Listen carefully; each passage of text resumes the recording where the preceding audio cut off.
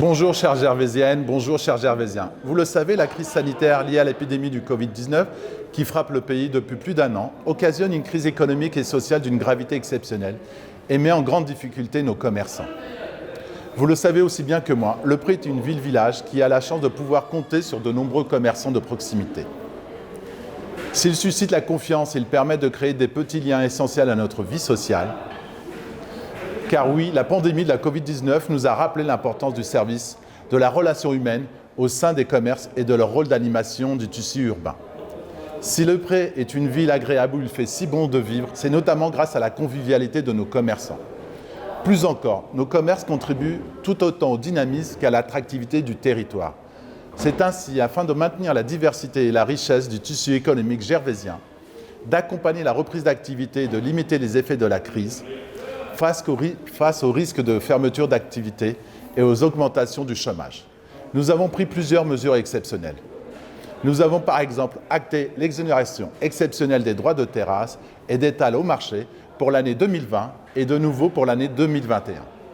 Par ailleurs, dans le cadre de l'appel à projet de la métropole du Grand Paris, centre-ville vivant, la ville du Pré s'est engagée dans la mise en place d'un projet de revitalisation de son centre-ville.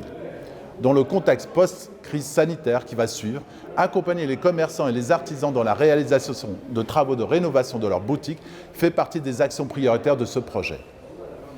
Pour vous expliquer rapidement, les entreprises commerciales et artisanales de moins de 300 mètres carrés, dont le chiffre d'affaires annuel ne dépasse pas 1 million d'euros et qui sont situées dans le périmètre du projet, peuvent prétendre à une aide financière.